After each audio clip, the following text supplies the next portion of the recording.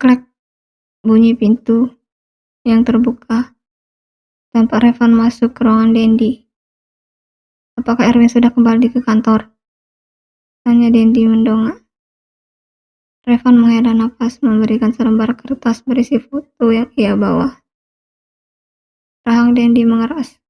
Pria parubaya itu meremas-remas kertas yang disodorkan oleh Revan. "Di mana Erwin sekarang?" "Pak Erwin akan pergi ke Paris." Revan menunduk. Dendi memijat-mijat pangkal hidungnya, pusing. Kemudian menggebrak meja dengan kasar.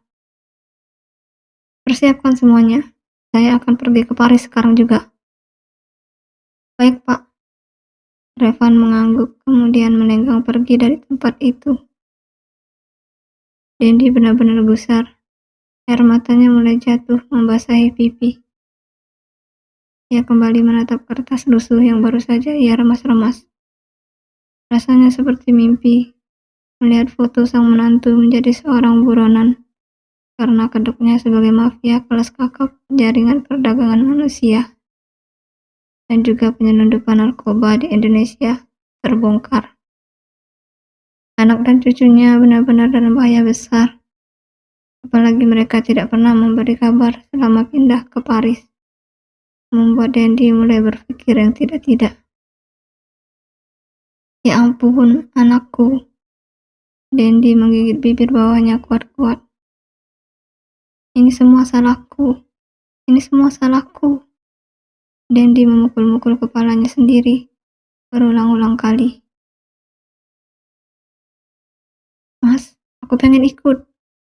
Zahra mencengkal lengan Erwin yang hendak beranjak karena pesawat yang akan ia tumpangi sebentar lagi akan lepas landas. Erwin tersenyum. Di saat hatinya digelayuti rasa khawatir, Erwin tetap melemparkan seulas senyum untuk istrinya. "Kamu jaga rumah aja." Erwin memegang kedua pundak Zahra. "Aku ingin ikut untuk memastikan bahwa Mbak Viola dan Rena baik-baik saja, Mas." Zahra menyeka air mata yang membasahi pipinya. Air mata yang masih belum surut sejak di kantor polisi tadi. "Enggak, ini tanggung jawabku. Cukup doamu saja yang ikut." Erwin mengusap-usap pipi Zahra lembut. "Aku tidak tenang, Mas. Bukan karena aku cemburu sama Mbak Viola. Tapi aku hanya tidak ingin Mas merasakan pedihnya kehilangan seseorang. Seperti aku kehilangan anak-anak panti yang sudah aku urus sejak bayi." Zahra memohon. "Aku mengerti, tapi ini semua tanggung jawabku. Doakan aku supaya Allah selalu melindungiku, ya." Erwin mengecup kening Zahra. "Tidak, ini semua tanggung jawabku." Suara itu mengagetkan Erwin dan juga Zahra. Mereka berdua langsung menengok ke sang empunya suara. "Biar kami yang terbang ke Paris." Erwin mengernyitkan dahi, melihat Dendi sudah berdiri di hadapannya bersama Revan dan beberapa bodyguard pribadi, juga beberapa anggota polisi. "Kamu gak perlu repot-repot pergi ke sana, Win." Dendi mengelapi wajahnya dengan sapu tangan. Tapi Pak." Erwin terlihat kikuk. "Paris luas, Win. Gak mungkin kamu bisa menemukan mereka hanya dengan melangkahkan kakimu ke Menara Eiffel." Lanjut Dendi lagi dengan suara serak.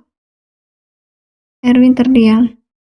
Sementara Zahra mulai berpikir yang tidak-tidak. Ya, kalau Mbak Viola dan Rena masih hidup. Kalau mereka juga jadi korban Rustam. Rasanya tangan Zahra sudah gatal ingin membunuh Rustam.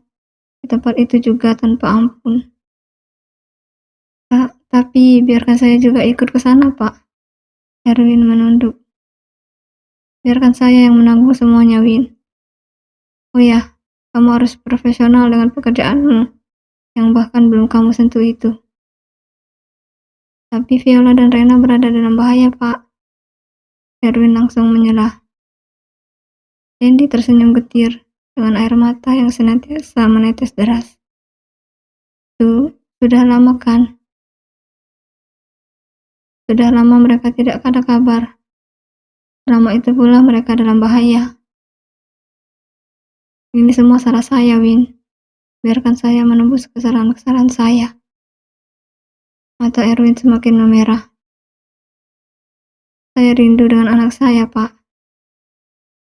Dengan adanya tim gabungan Kasat Reskrim dan tim intelijen, kami pasti akan menemukan mereka. Hanya saja, Dendi terdiam meneguk ludahnya dengan susah payah. Jika terjadi sesuatu dengan mereka, kamu harus bunuh saya secepatnya, Win. Saya ingin mati di tanganmu jika ternyata Viola dan Rena tidak terselamatkan. Lidah Erwin terasa keluh. Ia bingung harus berkata apa. Pandangannya kosong, melayang jauh, hingga ketenangan sudah tak sanggup lagi singgah di hatinya. Biar kami saja yang ke sana. Kamu cukup berdoa dan fokus menyelesaikan pekerjaanmu di kantor.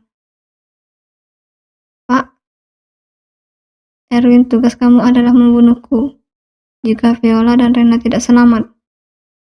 Dendi menghela nafas. Dendi kembali memotong ucapan Erwin. Ada ribuan karyawan yang butuh uang untuk menghidupi anak-anaknya.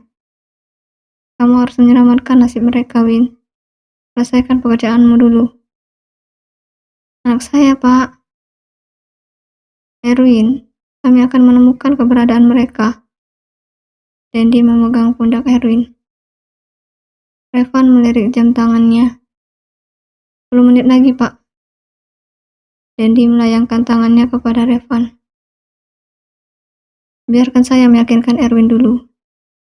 Dendi menatap Erwin meyakinkan. Pak polisi, jelaskan metode yang kalian gunakan untuk menangkap buronan kepada anak ini. Perintah Dendi.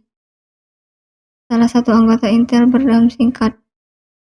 Kami dari Badan Intelijen Negara. Jenis polisi yang berani mati, berhasil tidak dipuji, dan jika gagal mendapatkan hujatan rasa benci. Kami bertugas untuk memberantas segala hal apapun yang mengganggu kenyamanan negara ini, termasuk menangkap buronan dan teroris. Dan untuk melacak di mana posisi buronan, kami punya beberapa cara. Pertama, menjalin kerjasama intelijen dengan beberapa pihak. Kerjasama bisa dilakukan dengan pihak bank, penyedia layanan internet, operator seluler, kantor imigrasi, dan lainnya, guna mempermudah polisi dalam melakukan pelacakan. Biasanya polisi akan membawa surat tugas resmi, sehingga pihak intelijen kepolisian berhak meminta beragam informasi terkait target dari pihak-pihak yang diajak bekerja sama. Dengan berbekal surat tugas resmi itu, beragam informasi yang bersifat privasi milik target pun bisa terhimpun. Kedua, pelacakan transaksi. Dalam beberapa kasus, salah satu langkah polisi dalam melacak keberadaan seorang buronan adalah dengan melakukan pelacakan IP address milik target. Pelacakan ini bisa dilakukan dengan bekerja sama dengan pihak website yang digunakan target. Misalnya website jual beli online, lalu meminta IP address target yang tercatat oleh server website. Namun, banyak pelaku kejahatan yang sudah mampu menyamarkan lokasi IP address menggunakan aplikasi khusus. Hal itu bisa menyamarkan lokasi yang sebenarnya di Indonesia. Namun, IP address yang tercatat berlokasi di Malaysia, Belanda, dan dimanapun. Hanya saja biasanya hal ini hanya mampu menyamarkan eksternal IP address milik target. Ketiga, pelacakan handphone.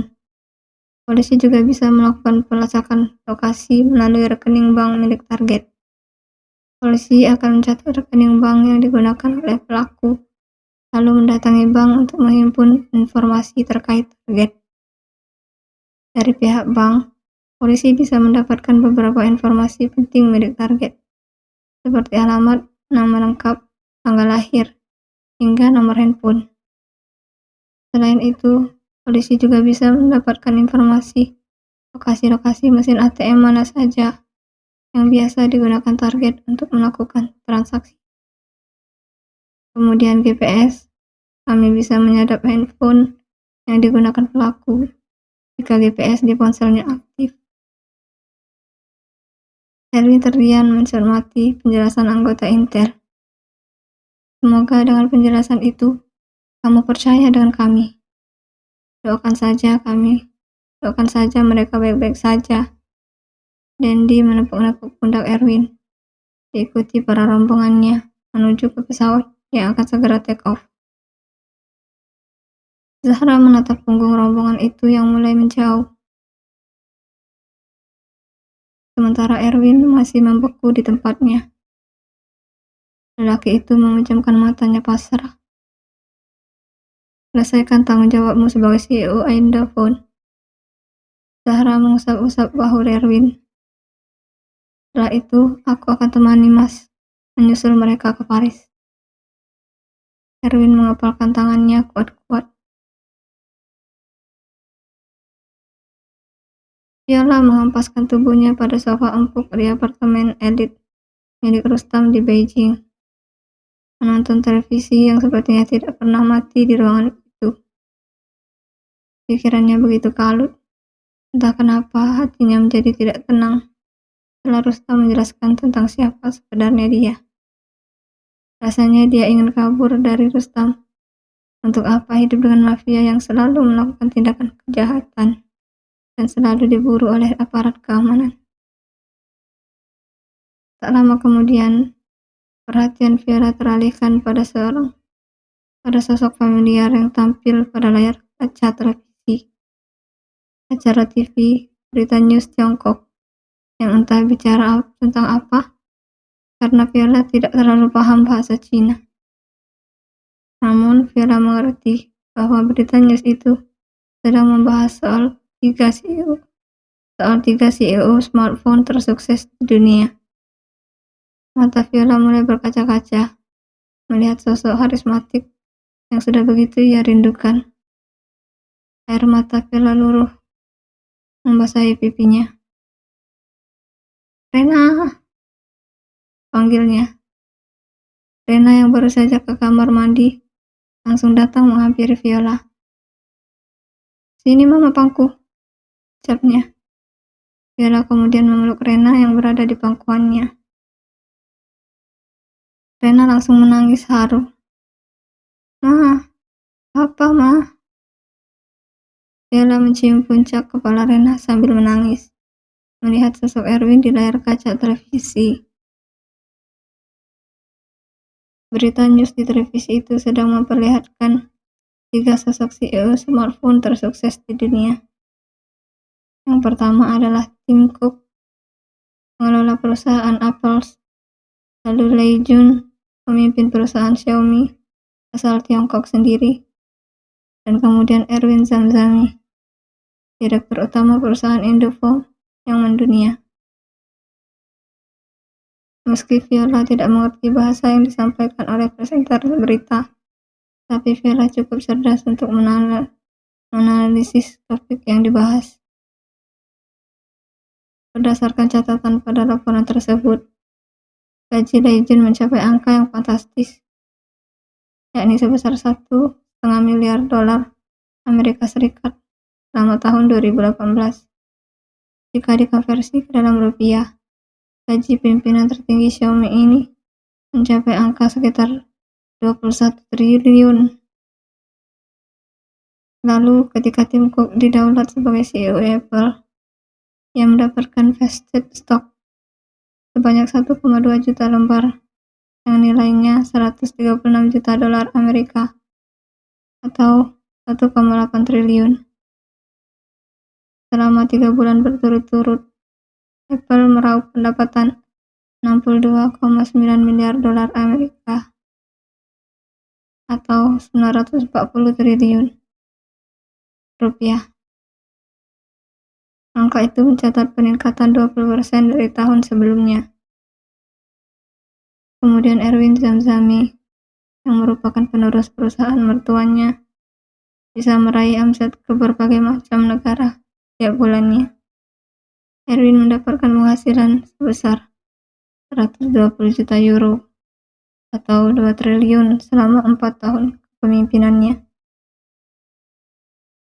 Jika dihitung per tahun, gaji pria 25 tahun itu selama menggantikan Dendi Januar Pratama mencapai 500 miliar per tahun atau sekitar 42 miliar setiap bulannya.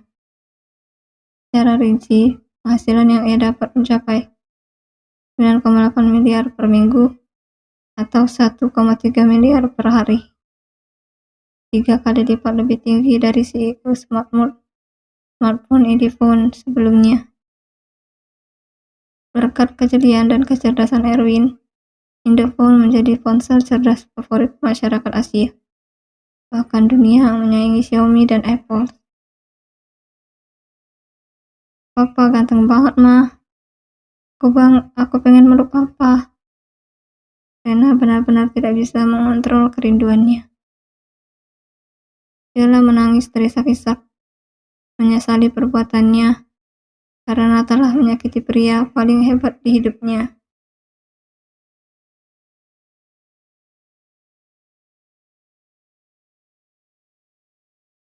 Pak Rustam diduga telah menjual salah satu properti rahasia produsen milik kita kepada pesaing dengan harga yang cukup fantastis.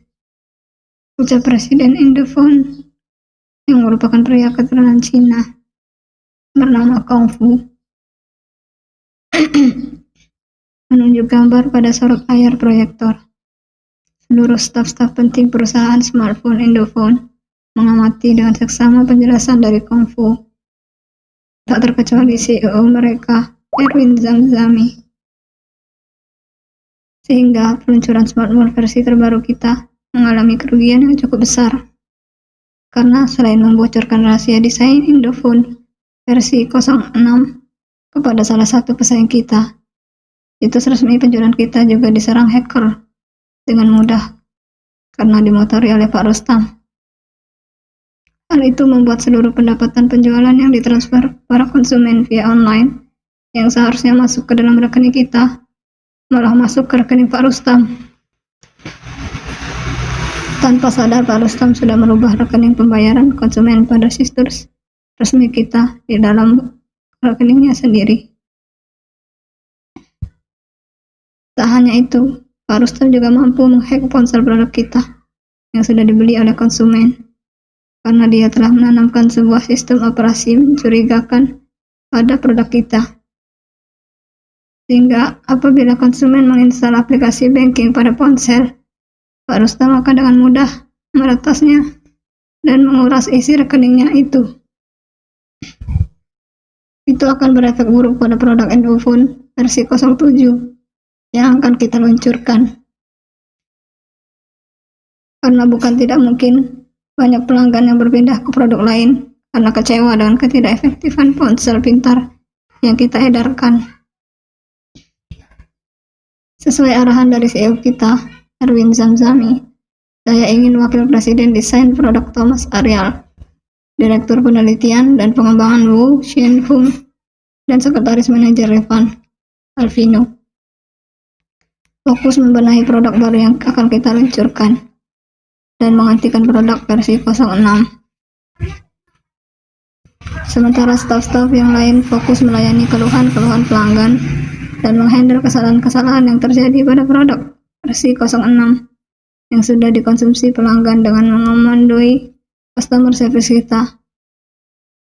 Kalau bisa, himbau mereka supaya jangan menyimpan data-data penting bisnis mereka ke dalam ponsel, apapun itu bentuknya.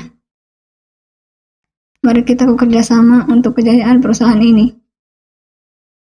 Kung Fu selaku Presiden Indophone mencoba memberi semangat orang-orang penting di dalam ruangan. Dan untuk produk Indophone versi 07, kita akan membuat banyak perubahan. Kita akan merombak ulang fitur-fitur dalam ponsel ciptaan kita agar lebih menarik dan berguna. Untuk itu, kita membutuhkan karyawan yang berpengalaman untuk mengolah produk kita agar lebih berkualitas lagi. Saya akan mengambil ratusan tenaga kerja asal Tiongkok untuk menyempurnakan produk baru kita, ucap Kung Fu penuh ambisi. Erwin menginterupsi dengan mengangkat tangannya. Lalu, mau dikemanakan karyawan-karyawan yang sudah bekerja? Jika datang ratusan tenaga kerja dari Tiongkok. Kung Fu tersenyum. Kita akan mem-PHK mereka dan memberikan pesangon yang sepadan. Dan untuk memberi semangat kepada karyawan-karyawan baru, kita akan mengiming-imingi mereka dengan gaji yang tinggi. Erwin tersenyum tipis, kemudian menggeleng-gelengkan kepalanya. Tak habis pikir dengan pemikiran pria bermata sipit keturunan Cina itu.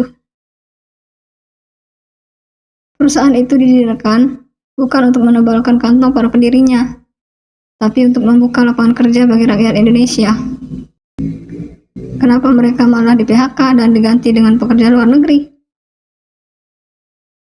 Karyawan-karyawan Indonesia tidak ada yang punya skill, Pak. Mereka sering malas-malasan dan tidak bergerak cepat. Protes Kung Fu. Erwin menghela nafas. Semua orang menatap ke arah Erwin, menunggu jawaban dari Erwin. Lebih baik kita untung sedikit, tapi semua orang bisa makan, daripada untung banyak, tapi membuat orang yang membutuhkan merasa tidak dibutuhkan. Untuk siapa kita bekerja? Untuk keluarga kita, bukan? Keluarga kita belum tentu rukun, belum tentu bangga dengan pendapatan kita. Mau sukses sesukses apapun reputasi kita. Tapi gaji kecil yang didapat para karyawan yang sebagian besar berasal dari keluarga kurang mampu sangat amat berarti bagi keluarga kecil mereka. Istri mereka yang hidupnya tidak seenak kehidupan sehari-hari istri kita tersenyum bangga dan bersyukur melihat sang suami membawa upah yang tak seberapa untuk anak-anaknya. Istri kita yang sudah hidup mewah karena kita mendapat gaji besar kadang masih membangkang dan tidak pernah bersyukur. Jadi untuk apa memperkaya harta kita? Gak guna. Semua orang ternganga mendengar penjelasan Erwin. Selagi kita hidup, setidaknya kita berguna untuk orang lain yang membutuhkan. Tidak usah serakah-serakah, yang penting cukup. Kung Fu yang berada di depan hanya terdiam. Kita sekarang fokus menyelamatkan perusahaan ini dari kebangkrutan. Untuk masalah karyawan, biarkan karyawan yang ada bekerja seperti biasa. Dan apabila memerlukan karyawan baru, cari karyawan asli dari Indonesia. Kalau perlu, kita buat sekolah kejuruan khusus bagi anak-anak yang kurang mampu, agar setelah lulus nanti bisa bekerja di pabrik kita. Erwin beranjak dari duduknya. Ucapan Kung Fu beberapa waktu lalu benar-benar membuat pikiran Erwin yang sudah semrawut semakin bertambah kisruh. Bukan saya melarang para pekerja Cina untuk bekerja di sini, tapi di negara mereka sudah banyak pabrik-pabrik smartphone yang siap menampung mereka. Sementara banyak pengangguran Indonesia yang bingung menafkahi keluarganya di sini. Selagi kita sebagai produk lokal yang dibangga-banggakan masyarakat, kalau bisa membantu, kenapa tidak? Erwin berjalan menghampiri Presiden Kung Fu dan menepuk-nepuk pundaknya. Erwin adalah orang tertinggi yang berada di perusahaan, sehingga keputusannya tidak bisa diganggu-gugat. Oke, rapat hari ini selesai. Terima kasih. Semoga kalian bisa bekerja dengan baik. Kung Fu mengakhiri rapat. Ma, beli bakso. Rengek Rena menyenggol-nyenggol Viola yang melamun. Sayang, di sini nggak ada bakso. Viola mendesis. Ya, aku pengen bakso, Ma. Rena mencubitkan bibirnya. Viola bergeming, malas meladeni Rena yang rewel. Mendingan kita pulang aja, yuk, Ma. Daripada hidup di sini nggak jelas dan nggak punya tujuan. Ajak Rena. Viola menatap Rena sambil menaikkan sebelah alisnya, seolah setuju. Apa aku kabur saja ya? Tanya Viola dalam hati. Namun, lamunannya langsung terhenti setelah pintu apartemen mereka terbuka. "Kenapa kalian cemberut kayak gitu?" tanya Rustam bingung. "Aku pengen bakso," celetuk Rena sambil memasang wajah papi Aisnya. Rustam menghela nafas. "Yuk, keluar kita cari bakso." "Hore, asik." Rena begitu semangat. "Kalian berdua pakai jaket tebal ya. Di luar dingin, di luar dingin soalnya," ujar Rustam sambil tersenyum. Setelah beberapa saat, akhirnya mereka keluar dari apartemen untuk memulai jalan-jalan mereka mengelilingi kota Beijing. Rena tampak kebingungan mengamati tulisan-tulisan aneh yang ada di gedung-gedung dan di pinggir jalan. "Kok bentuk apaan sih? Ini jelek banget, kayak Papa Rustam." Rustam mengumpat dalam hati. Namun, sedetik kemudian ia tersenyum.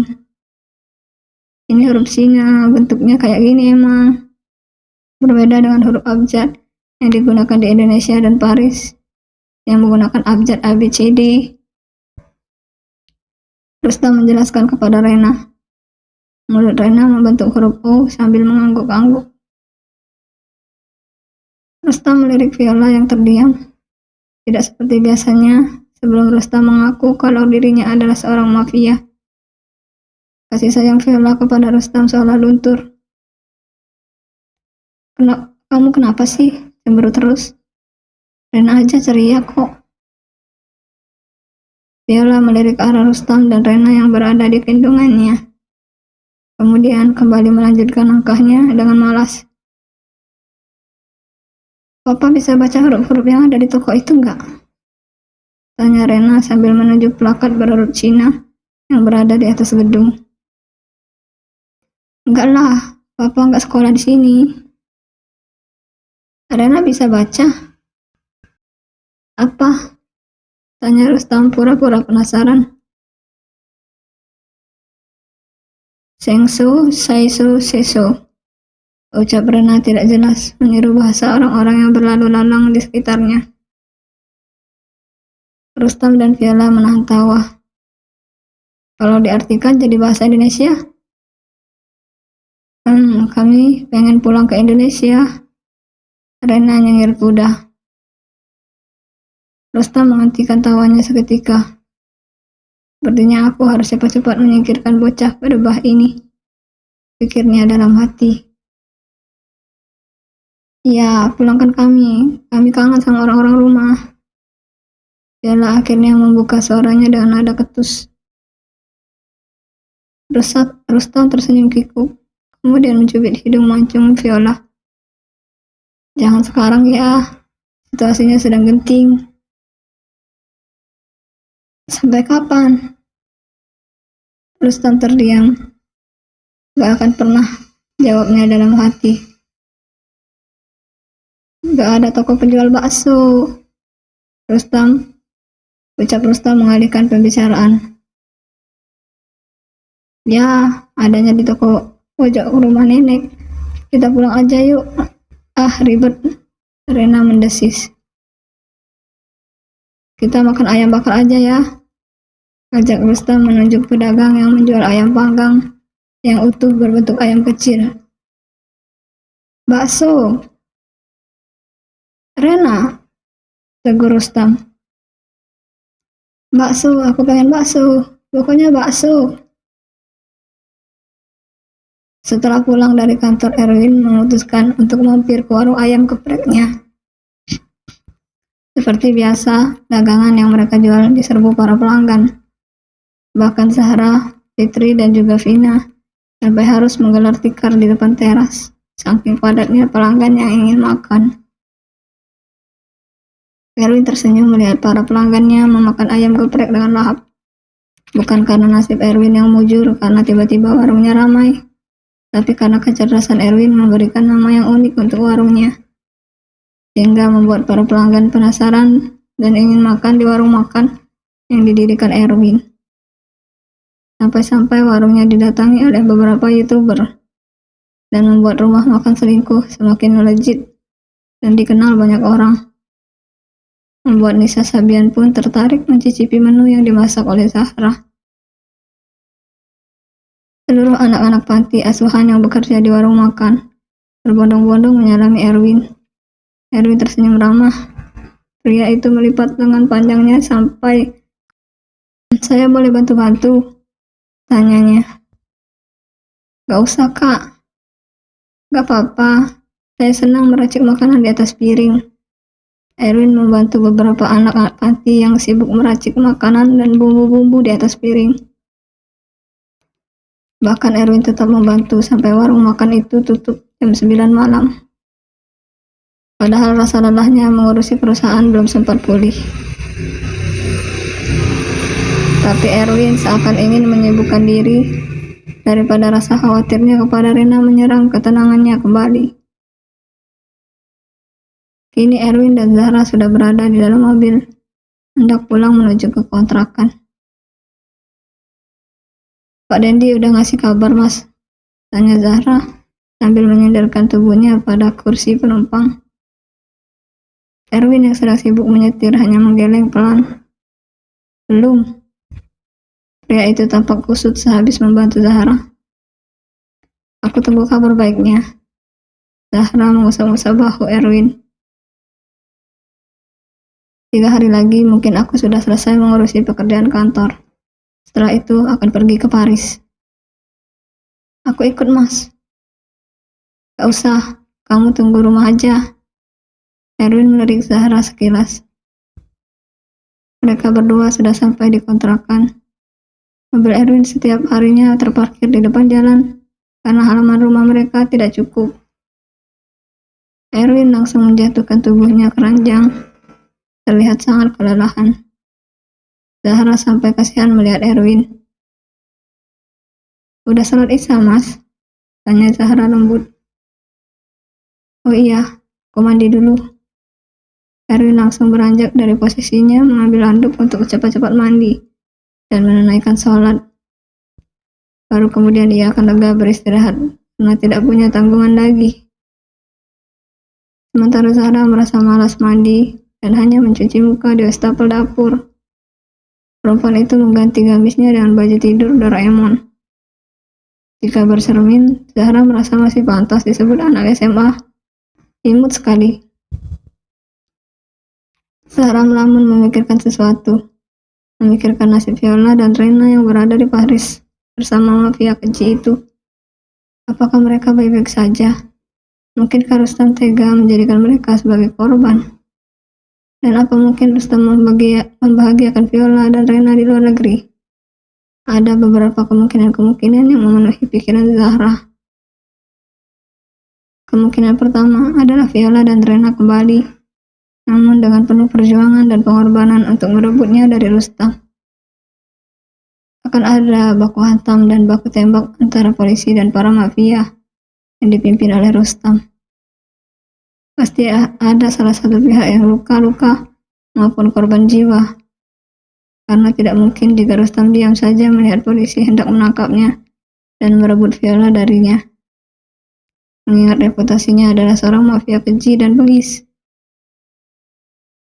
Kemungkinan kedua, bahwa mungkin sebentar lagi akan ada kabar duka. Karena ternyata Rustam telah memberikan Rena dan Viola kepada teman-temannya untuk dimutilasi. Rustam tertangkap, namun Viola dan Rena tidak kembali karena sudah disetorkan oleh Rustam. Ceklek, pintu kamar terbuka. Muncul sosok Erwin memakai sarung dan kopiah. Matanya tampak bengkak sepertinya Erwin habis menangis. Erwin melepas kopiahnya, kemudian membaringkan tubuhnya ke ranjang. Sementara Zahra masih berada di depan cermin. "Habis nangis, Mas?"